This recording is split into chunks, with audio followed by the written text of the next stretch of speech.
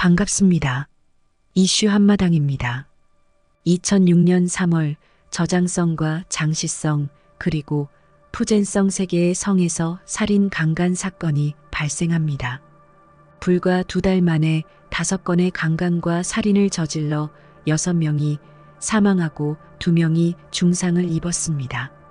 더욱 무서운 것은 피해자 중 5명이 여성이었는데요. 모두 잔혹하게 살해당했으며 시신을 성폭행하고 여성 피해자들의 음부를 불태우며 훼손까지 했습니다.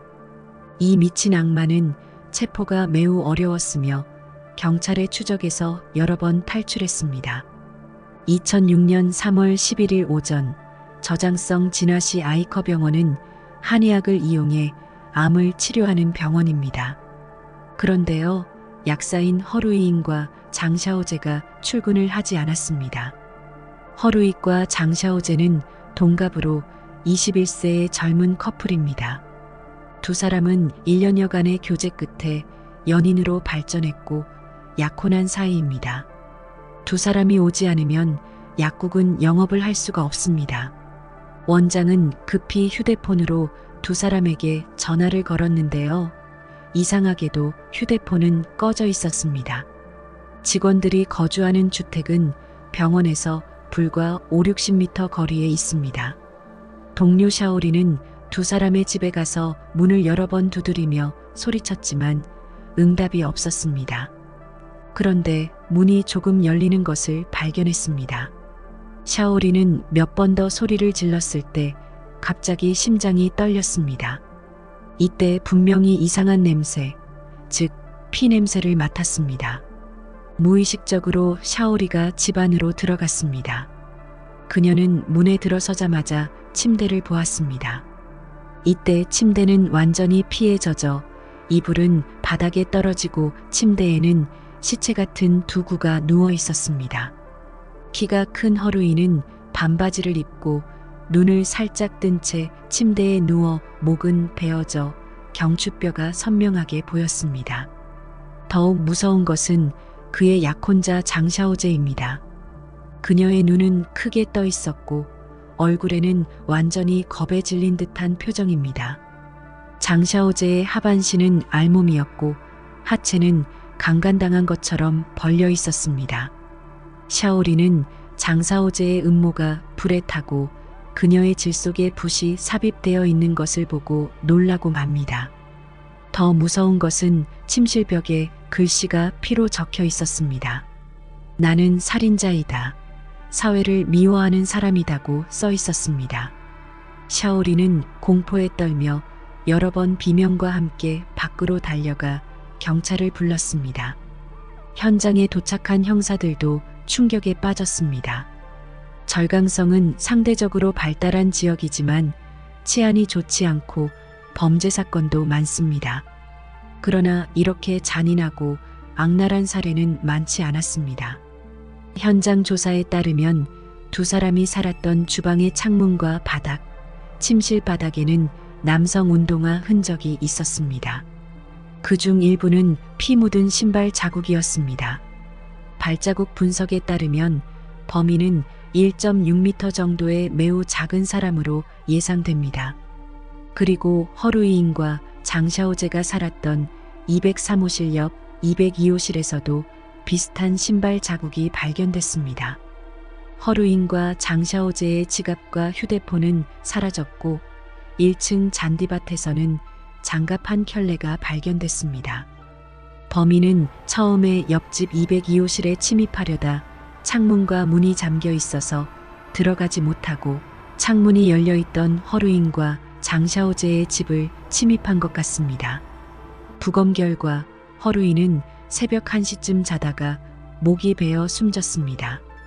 허루인의 가족들과의 인터뷰에 따르면 허루인은 잠을 자면서 자주 뒤척이는 버릇이 있던 것으로 알려졌습니다. 어쩌면 허루인이 잠에서 몸을 뒤척였을 때 범인은 허루인이 깨어났다고 생각할 수도 있습니다. 허루인은 키가 크고 범인의 키가 작아 두 사람 사이에 싸움이 일어나면 범인이 칼을 갖고 있어도 상대가 되지 않을 가능성이 큽니다. 주변에는 주택가가 밀집해 있어 고함 소리를 듣고 주변 사람들이 올까봐 허루인을 먼저 살해한 것 같습니다. 그러나 장샤오제는 인기척에 잠에서 깨어나 소리를 지르려고 할 때 목을 조르고 깨어나지 못하게 목을 벤 것 같습니다. 더욱 충격적인 점은 범인이 장샤오제의 시신을 성폭행한 뒤 피를 묻힌 붓으로 벽에 글씨를 썼습니다. 변태는 장샤오제 질 속에 붓을 삽입한 뒤 음모를 태우고 창문을 통해 탈출했습니다.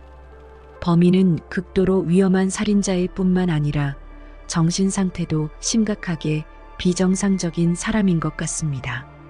진화 경찰은 상습범일 가능성이 높은 것으로 보고 있습니다.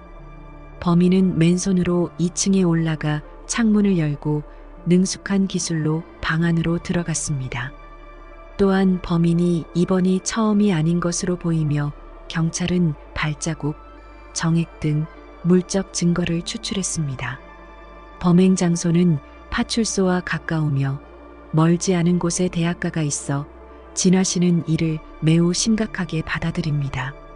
현장을 목격한 샤오리는 큰 두려움에 빠져 꿈에서 피가 튀는 장면을 보게 되고 심지어 칼을 들고 자신을 쫓는 검은 그림자까지 보게 됩니다.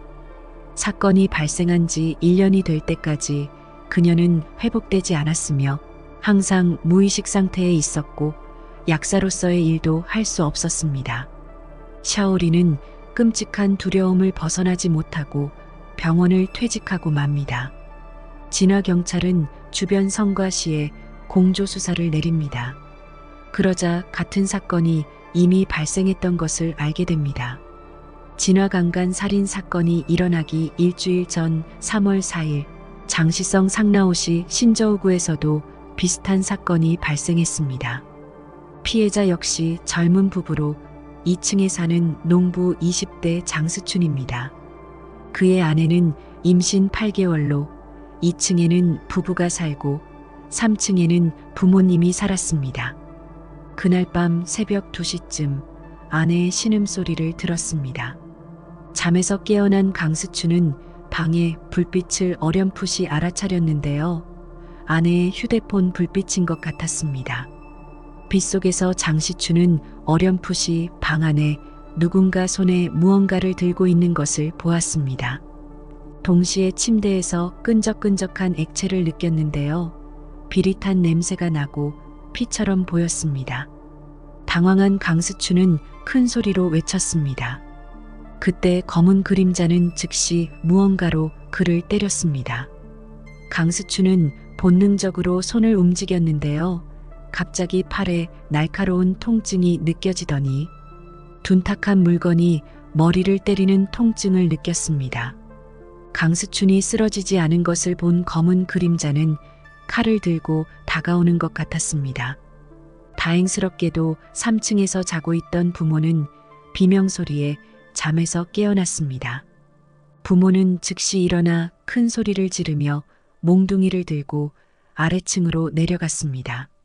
그림자는 누군가 소리를 지르며 아래층으로 내려오는 소리가 들리자 서둘러 도망갔습니다. 강스춘은 불을 켜고 자리에서 일어나 깜짝 놀랍니다. 누워있던 그의 아내는 머리와 얼굴, 그리고 베개와 시트에도 피가 묻어 있었습니다. 그녀의 머리는 둔한 물체에 맞아 두개골이 무너졌습니다. 아내를 큰 소리로 부르며 몇 차례 흔들었지만 아내는 아무 반응이 없습니다. 그제야 강스춘의 오른손이 더 이상 펴질 수 없다는 것을 알게 됩니다. 그의 팔에는 피가 흐르고 피부와 살이 찢겨져 부상을 입었습니다. 아내와 그에게 머리에 부상을 입힌 것은 집에 있던 숫돌이었습니다. 장 씨 가족은 즉시 경찰에 신고를 하고 아내를 병원으로 후송합니다. 아내는 두개골이 골절되었습니다. 수술 이후 25일 만에 아내는 마침내 의식을 되찾았습니다. 그러나 아내는 무슨 일이 일어났는지 전혀 몰랐으며 다행스럽게 며칠 뒤 건강한 딸을 낳았습니다. 경찰은 현장에서 많은 발자국을 발견했습니다. 범인은 장씨 부부의 2층 침실에 들어가자 아내의 휴대폰 빛이 도둑을 놀라게 했습니다. 범인은 집에 있는 숫돌을 집어들고 아내의 머리를 때렸습니다. 아내는 본능적으로 남편을 붙잡았고 다행히 두 사람 모두 목숨을 구했습니다. 그러나 사고 이후 장씨 일가는 보험에 가입을 하지 못해 집을 헐값에 팔아 엄청난 수술비를 부담해야 했습니다. 경찰은 3층에서 범인의 담배꽁초 여러 개도 발견했습니다. 범인은 확실히 상습범이고 심리적인 배짱이 있는 것 같습니다.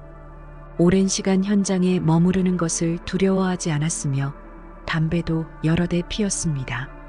장시성 경찰은 조사 보고서를 받은 뒤 현장 발자국, 담배꽁초의 DNA 등 정보를 진화 경찰에게 제공했습니다. 비교 결과 증거는 진화 성폭행 살인 사건의 증거와 완전히 일치했습니다. 이 두 사건은 동일 인물이 저지른 것이 확실합니다. 그러나 범인은 더욱 악랄해졌으며 사건은 또 발생하고 있었습니다. 진화 사건이 일어난 지 2주가 지난 3월 29일 푸젠성 푸딩시 차이용 빌딩에 거주하는 왕씨 가족은 경찰에 신고했습니다. 16세 딸이 침대에서 강간당하고 살해당했습니다. 푸딩 경찰이 현장에 급히 출동한 결과 왕씨 일가의 고등학생 딸이 목을 베이는 잔혹한 살인을 당한 것을 발견합니다. 어린 소녀의 얼굴은 두려움으로 가득 차 있었고 하반신은 벗겨져 음모에는 불에 탄 흔적이 있었습니다. 왕씨 가족의 부모와 딸은 불과 몇 미터 떨어진 두 개의 침실에서 각각 살고 있습니다.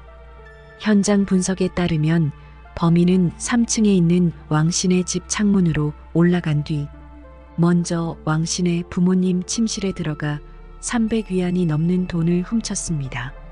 나중에 딸의 방에 강도를 하다가 소녀가 깨어났습니다. 범인은 즉시 소녀의 목을 조르고 죽였습니다. 그리고 소녀가 죽지 않을까 두려워 목을 베고 시체를 강간한 뒤 음모에 불을 붙였습니다. 잔혹한 행위를 저질렀던 범인은 침착하게 창문으로 뛰어내려 달아났습니다. 소녀의 정액을 분석한 결과 악마는 진화사건 살인자와 같습니다. 불과 한 달 만에 현재까지 3건의 범죄가 발생했는데요. 3명을 살해하고 2명은 중상, 2구의 시신을 성폭행했습니다. 이번 사건을 통해 경찰은 연쇄살인범으로 보이며 동시에 여성에게 강한 증오심이 있다고 생각합니다. 살인자는 피해자가 비명을 지르면 잡힐 것이 두려워 무조건 살인을 하는 것 같습니다. 범인은 저장성, 장시, 푸젠성에서 한 달에 3차례나 범죄를 저질렀다는 점은 이동하면서 범죄를 저질렀음을 알 수 있습니다. 그는 떠돌이 범죄로 고정된 거주지가 없으며 심지어 매일 장소를 바꿀 수도 있습니다. 범인이 누구인지 알더라도 중국에서는 범인을 잡기가 쉽지 않습니다. 그리고 온갖 제보가 계속해서 나왔지만 잡범들이며 진짜 범인들이 아니었습니다. 경찰이 범인을 추적하기 위해 고군분투하던 중 또다시 충격적인 일이 벌어집니다. 4월 9일 진화시 추빈거리에 있는 마을 주민들이 긴급 신고를 했는데요. 여성 2명이 살인 피해를 당했습니다. 새벽 6시가 되기 전 우유 배달원은 이상한 점을 발견합니다. 평소에는 보이지 않았던 건물 사이로 이어지는 사다리가 있었습니다. 우유 배달원은 경비원에게 전화를 걸었습니다. 경비원은 문을 여러 차례 노크했지만 아무런 반응이 없었습니다. 경비원은 어쩔 수 없이 나무 사다리에 올라가 창문 너머로 소리를 질렀습니다.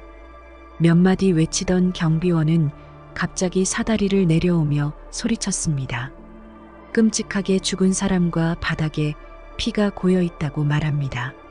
진화 경찰은 현장으로 달려가 또다시 충격에 빠집니다.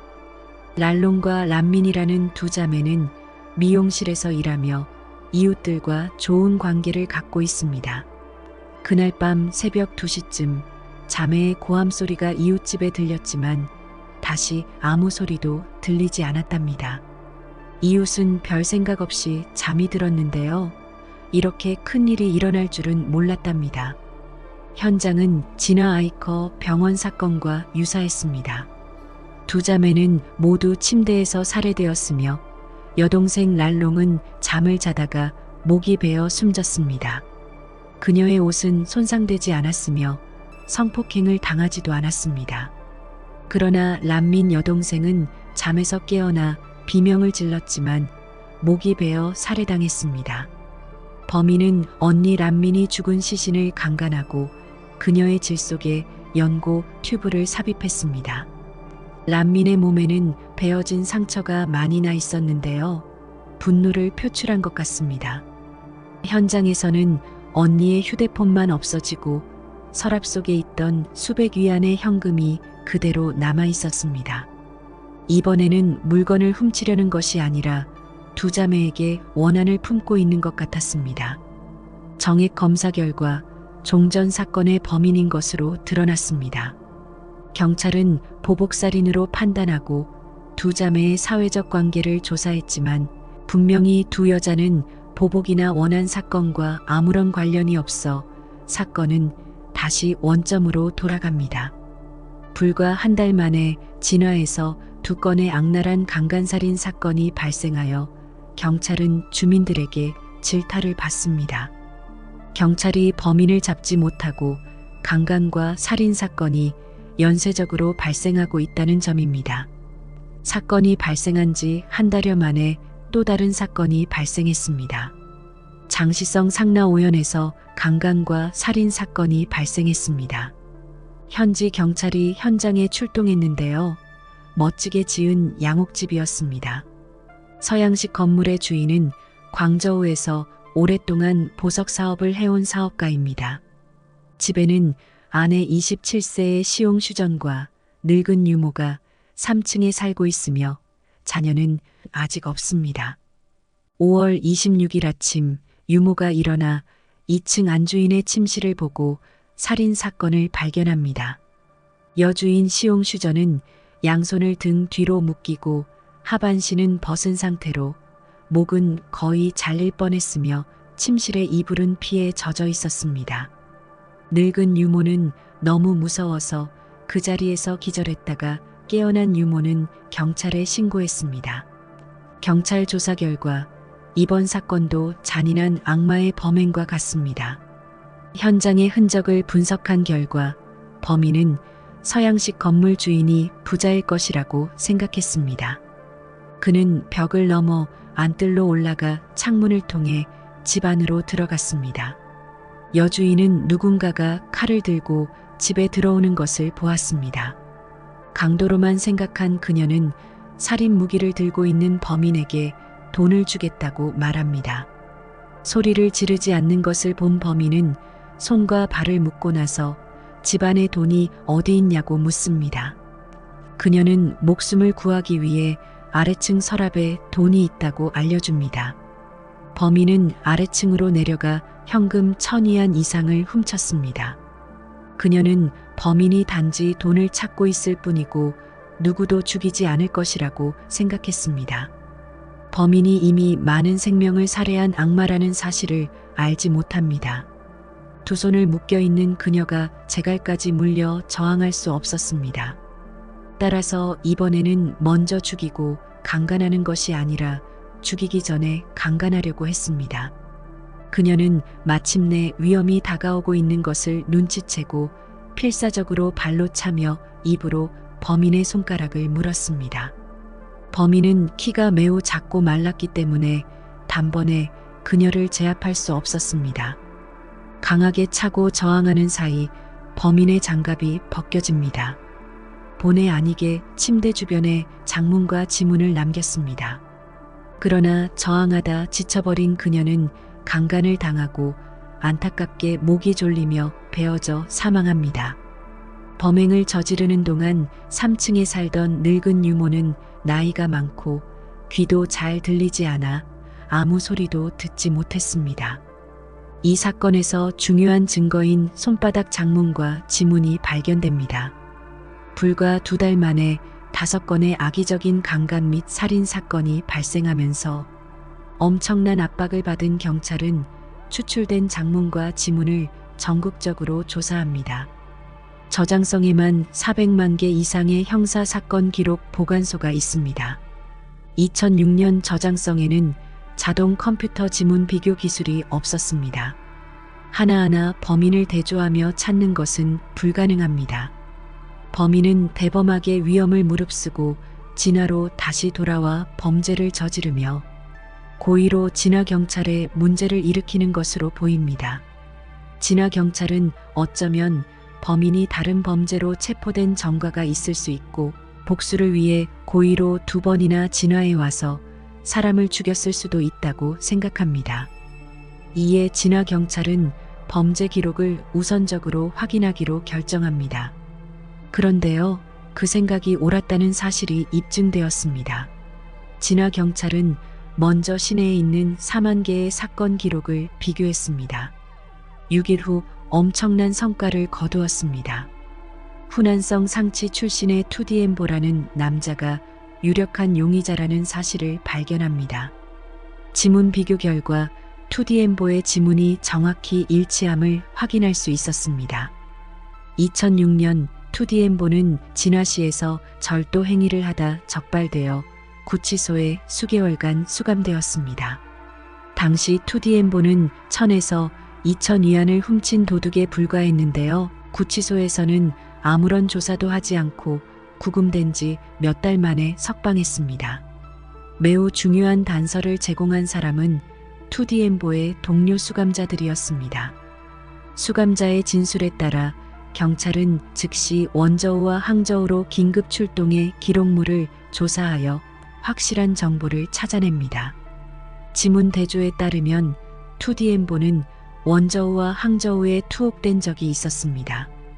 본명은 동원이이고 저장성 원저우시 핑양현 바이젠촌 출신입니다. 그는 1978년생으로 당시 28세이며 수차례 감옥 생활을 했습니다. 1998년 20세였던 동원이는 조폭과 싸움을 하다가 칼로 찔러 고의적 상해를 저지른 혐의로 징역 1년 6개월을 선고받았습니다. 1999년 4월에 풀려났지만 불과 5개월 후 1999년 9월 10일에 다시 절도죄로 항저우 법원에서 징역 2년 6개월을 선고받고 2002년 3월 석방되었습니다. 2002년 석방된 동원이는 절도로 생계를 유지하다가 2002년부터 2006년까지 절도죄로 수차례 구속되었습니다. 경찰은 동원이 고향으로 가 조사를 합니다. 마을은 외부 세계와의 연결이 제한된 외딴 지역에 위치하고 있습니다. 젊은이들은 모두 도시로 나가 노인들과 아이들만 남아 있으며 노인들은 사투리만 말할 뿐 표준 중국어를 이해할 수 없어 외부인과 의사소통이 매우 어렵습니다. 촌장의 도움으로 경찰이 동원이의 집에 갔습니다. 1년 내내 집에 사람이 살지 않았고 집 대부분이 무너져 폐가 수준입니다. 경찰은 촌장의 진술을 바탕으로 동원이의 과거를 알게 됩니다. 동원이의 어린 시절과 청소년기는 매우 비참했습니다. 동원이의 아버지는 마을에서 잘 알려진 악당으로 난폭하며 도박과 음탕한 성향으로 사람들과 싸우며 특히 무자비하게 마을 사람들에게 폐를 끼치는 존재입니다. 2006년 1월 동원이의 아버지는 다른 사람에게 부상을 입히고 도주 중이었습니다. 동원이의 어린 시절은 행복하지 않았고 어렸을 때 가족의 불행을 겪었습니다. 그의 어머니는 정신병을 앓고 있었고 일찍 집을 떠났기 때문에 그는 모성애와 보살핌을 누릴 수 없었습니다. 동시에 아버지는 우발적인 사건으로 도망자가 되면서 가족을 더욱 힘들고 취약하게 만들었습니다. 그런 환경에서 동원이는 할머니와 함께 살았습니다. 할머니는 그의 유일한 친척이자 유일한 지원자입니다. 그러나 할머니는 늙고 건강이 좋지 않아 동원이에게 적절한 동반자와 보살핌을 제공할 수 없습니다. 가족의 따뜻함과 사회적 상호작용이 부족하여 동원이의 성격은 내성적이 되었습니다. 그는 마을 사람들이나 친구들과 대화하지 못하고 대부분의 시간을 외롭게 혼자 보냅니다. 이러한 고립으로 그는 자신의 세계를 더욱 폐쇄하게 되었고 점차 다른 사람들과 소통하는 능력을 상실하게 되었습니다. 17세에 학교를 그만두고 교육을 계속할 기회를 포기하는 어려운 결정을 내렸습니다. 마을에 머물면서 나이든 할머니를 돌보고 마을 외곽에 있는 판금 공장에서 일자리를 구합니다. 동원이는 직장에서 동갑내기 여자를 만나 점차 깊은 사랑을 쌓게 됩니다. 두 사람은 서로를 이해하고 지지하며 점차 관계가 가까워집니다. 그러나 소녀의 부모는 보잘것없는 그에게 반대합니다. 진실한 노력이 가난으로 무시되는 자신을 보며 누구도 원망하지 못하고 실망과 좌절에 빠집니다. 그는 할머니의 부담을 덜어드리기 위해 열심히 일하고 최선을 다했지만 마음속 깊은 곳에는 늘 후회와 아픔이 남아 있었습니다. 사회와 사람들의 불신감과 세상을 향해 분노가 쌓여갑니다. 경찰은 강간 및 살인 사건의 범인으로 동원이가 확인되자 공안부는 A급 수배 명령을 내려 강간 살인범 동원이에게 10만 위안의 현상금을 걸었습니다. 그러나 흔적도 없이 사라진 범인을 잡아야 하지만 답답한 마음입니다. 많은 제보가 들어오지만 이미 사라지고 경찰은 여러 번 놓치고 맙니다. 그런데요, 결정적인 제보가 들어옵니다. 2006년 11월 16일 스촨성 팡수이 마을에 도난 사건이 발생합니다. 2층에 자고 있는 여주인 장 씨는 체격이 좋고 눈썰미가 아주 좋다고 합니다. 새벽 2시 장 씨는 방에서 이상한 소리를 들었습니다. 그는 눈을 뜨고 문 앞에 누군가의 모습을 보았습니다. 장 씨는 자세히 살펴보니 키가 작은 사람이라는 것을 알고 크게 여러 번 소리치며 맞서려고 하자 도둑은 방에서 뛰쳐나와 창문으로 뛰어내리다가 창틀에 발이 걸려 오른쪽 다리가 부러졌습니다. 장 씨는 범인을 잡아 신고를 합니다. 신고받은 경찰은 중상을 입은 도둑을 체포합니다.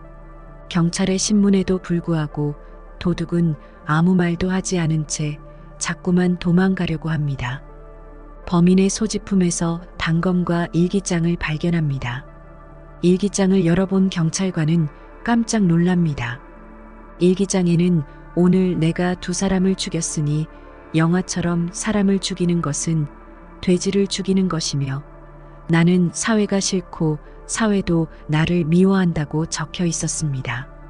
또한 미얀마로 탈출하고 싶었는데 생각해보니 남은 돈이 없어 진화로 돌아가 모두 죽이는 것이 낫다고 써 있었습니다. 경찰은 일기장 속에 동원이가 수배된 신문 기사 쪽지도 발견합니다. 경찰은 사진과 기타 정보를 통해 범인이 공안부 A급 수배 용의자이며 DNA 검사를 통해 연쇄 성폭행과 살인 사건의 범인은 동원이가 맞는 것을 확인합니다. 증거는 결정적이었고 동원이는 이를 부인할 수 없어 자신의 범죄를 인정했습니다. 동원이는 자신이 돈뿐만 아니라 사회에 대한 복수를 위해 범죄를 저질렀다고 말합니다. 그는 11살 때 어머니가 병들고 가출한 이후로 사회가 자신에게 아무런 보살핌이나 도움을 주지 않았고 친척들과 심지어 형조차 그를 무시했다고 믿습니다.